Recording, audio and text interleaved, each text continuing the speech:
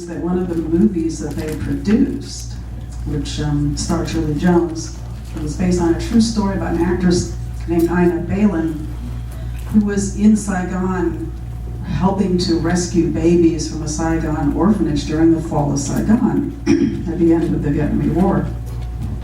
She brought home 2 of those babies and raised them as her own daughters, one of whom was named Bonnie.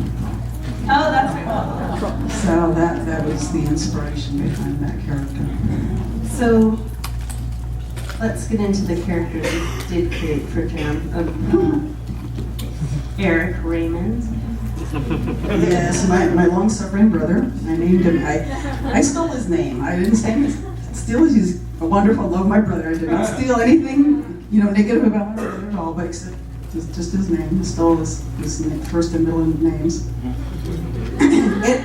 It's something called Tuckerism, and it was named after some writer named, I think Bob Tucker, maybe was his name, who used to do it a lot. Apparently used to do it a lot, so it just became known as Tuckerism. But we were constantly pulling friends' names, and in Jem, I think there's a couple of places, there's like a Slifer auditorium. Like the artists would do this too, they would sneak stuff in. So in K-Jem, which is the radio station episode, I Tuckerized my father, so that the man who was managing the radio station is named Ilzer Marcus. My father, Ilzer Marx, ran the radio station when I was growing up. So I used to hang out at the radio station. I used to do, when I was a little kid, I would do radio commercials with my father. And they would broadcast a breakfast show from our kitchen. And so I have a great love for radio. I just enjoyed the hell out of that. There's a lot of radio, nods in Jem. Yeah. So that particular episode actually meant a lot to me. It just went back to my childhood, and I was able to get my father into it. My father told me this funny story after the episode was on. He said he went into his local donut shop, and the woman said, "Oh, I saw you on TV the other day." He's like, "What?" He had no idea what she was talking about. And somehow she knew it was him.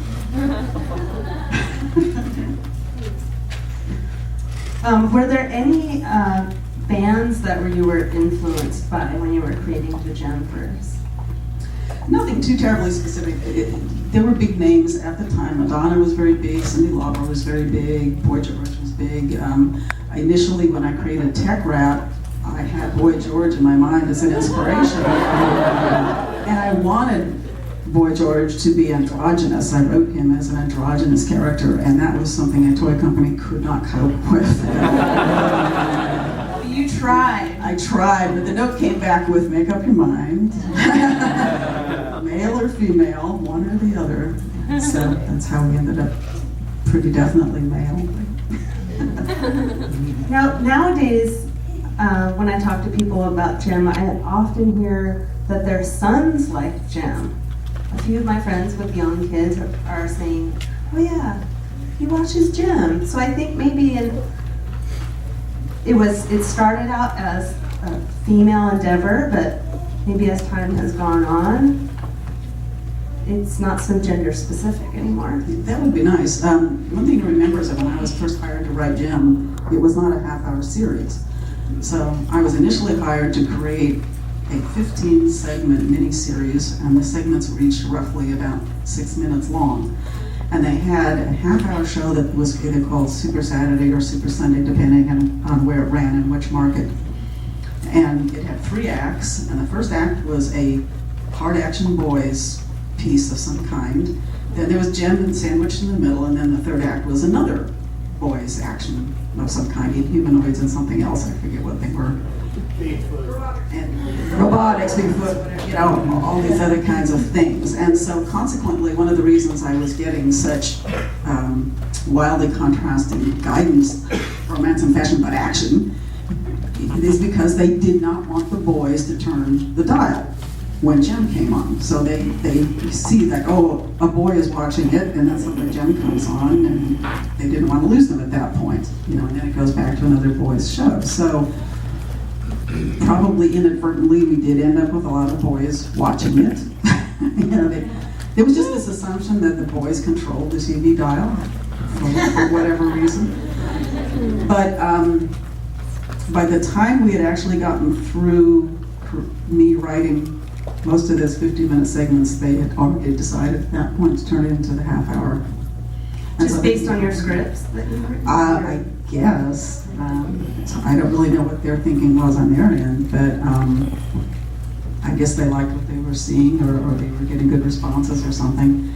And because I had only written it for these shorter segments, I actually had to go back, and as we packaged those 15 into the first 5 half hours, I had to go back and write extra little bits of material to pad it out into the proper length of the half hour.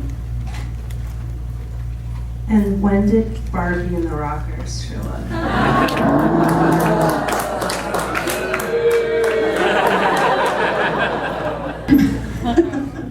I used to take, because Jem was bigger than Barbie, I guess for obvious sales reasons, but I used to take my Jem doll clothes off and put them on Ken because they fit Ken. Even the heels are the perfect size. So the whole thing, whatever they were trying to do, didn't work. Well, that may have been one of their mistakes, was making the doll larger. I mean, there's been a lot of discussion. I was never very involved with the doll end of things and didn't really pay much attention to that. That was not really something I needed to be concerned about. But from what I've heard, going for that larger size was supposed to differentiate it from Barbie, but it meant you couldn't use those. Yeah. They couldn't swap out the clothes. And so I think that's probably one of the things that ultimately doomed the toy line. And once the toy line was doomed, then there went the animation series. Yeah, so the dolls, I was shocked to hear, because I had one, obviously, but they didn't do well, right? I think they did okay, but they didn't do what Hasbro. You have to understand that there's a break-even point, and with a lot of companies, and this is true of a lot of different kinds of products. I mean, not just dolls, but this applies to a lot of different things. Is that a company will, and like at Zynga, I work at Zynga now as I'm a narrative director, meaning I try to work with meshing story with gameplay and bringing up the quality of writing in our games and so forth. Zynga makes Farmville and Cityville and Words with Friends and poker and some, lots of games, lots and lots of games. But I kind of lost my train of thought on that one. Oh, okay, so it's a break-even point. So even with like Zynga games, with any kind of a product, they don't want just to break even, they want to make a certain amount of profit. So unless they're going to see a certain amount of profit, they're not going to bother maintaining that product. And I think that's really what it came down to. The show did great. The animation series did extremely well. And I think the doll did okay. But The song did incredible. I have a friend that was helping me with research, and she found an article that the song sold it was like triple platinum, the theme song. Sold in what form? I guess the cassette tape or something. Oh. Well, I think there were cassettes I'll that came send with you it. the article. It's really amazing. I did not know that the music did so well. I didn't know that. Yeah, they had whole stages, the cassette they had was really bad. It was crazy. Oh, okay. The doll sales were such, the cassettes were packed in with the dolls. And so the doll sales were such that had that been like, say, a single or an album, then it would have been equal to platinum or something. So,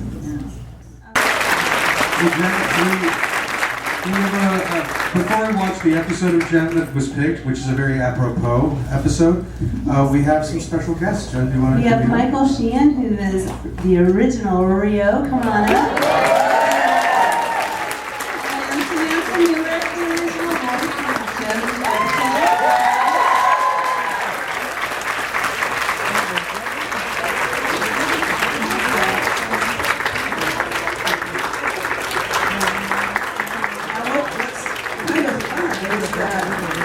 all of the voices were all done in New York. And so consequently, I did not get to meet these guys until GemCon started happening, So we first met at GemCon, I think it was like 2007, was it? 2008. 2008. In LA. Yeah. Yeah, and so that was like the first time I got to meet any of these wonderful, talented, amazing people. It's kind of crazy. Thank you guys for coming today.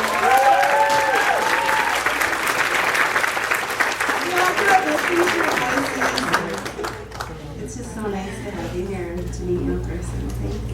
Thank you for having us. This is on. Speak, Rio. Say something for us, Rio. People would come up to me and ask me to speak in my character, and I say, well, I am right now. Except for Wally Burr asked me to yell one time. And when I yelled, my voice goes up like this. I'm sorry. And he said I can't yell, and he just badgered me until I yelled. Wally Burr was the voice director. I actually was trying to get hold of Wally. I was hoping I could get him to show up here today, and I couldn't connect with him, unfortunately. But Wally Burr is just a wonderful character, and was the voice director on all of these Sunday shows, like G.I. Joe and all of this stuff. And he was a perfectionist, as I understand it. Is this not true? Yeah, talk a little bit about that. Well, working with Wally Burr, who had been in animation since before there was film, wanted to be all of the characters in every show that he directed. And so one of the things that's most difficult for an actor, as most of you probably know, is the line reading. You say it this way, I'm just directing that sort of stuff.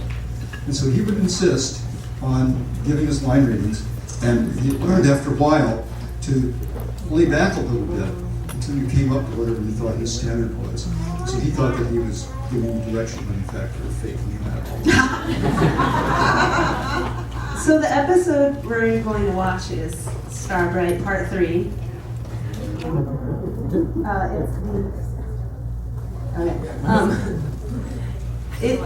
This is a story where, do you want to start off what Starbright is about? Christy? So yeah, they were letting me do two-parters after we jumped into the half-hour series, and then they decided that we could actually make this a three-parter because I had so much material. And I think one of the things that the toy company was concerned about was that maybe being a rock star wasn't quite enough. And so consequently she should also be an actress, and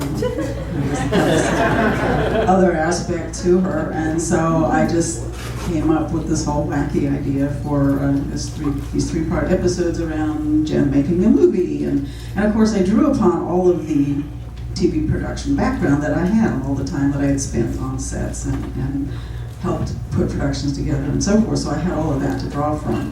So even though you tend to ignore reality a lot when you're doing an animation series, I still tried to draw somewhat on that stuff. And to play with all of the problems you would have with the fact that you have a holographic character and all of the complications that creates. And then there had to be some other reason that Jem was making a movie, because that was kind of at the heart of Jem, was that she just didn't want to just go out and be famous. There was always something else more behind it. And so we had Bonnie develop eye problems that required surgery and required lots of money, and God knows what 8-year-old girl was doing with cataracts, but we didn't worry about that. She needed an expensive laser surgery. Before there was laser surgery, so remember the time period. It's an excuse for Jem to, let's throw a benefit. And the Misfits will try and destroy, like, any way they can. From the voice of Jem.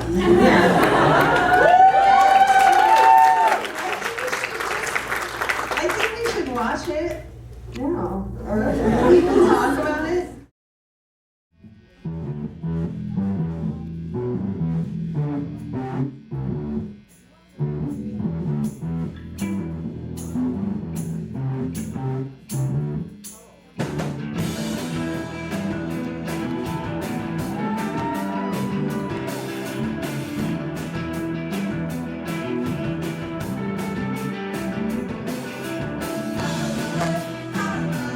Out of my way, get out